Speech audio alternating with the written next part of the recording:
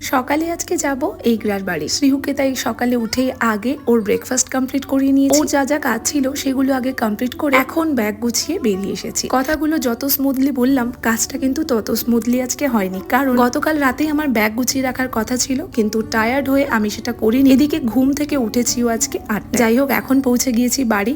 এসেই আগে স্নান করে বসেছিলাম একটু বই নিয়ে। এবারে হলদিয়া যাওয়ায় প্রচুর কাজের চাপ ছিল, তাই বই নিয়ে বসার কোনো অবকাশই পাইনি। এখন বসেছি লাঞ্চ করতে। ছিল ভাত, সবজি, বাঁধাকপি ভাজা আর ছিল মাছের ঝোল।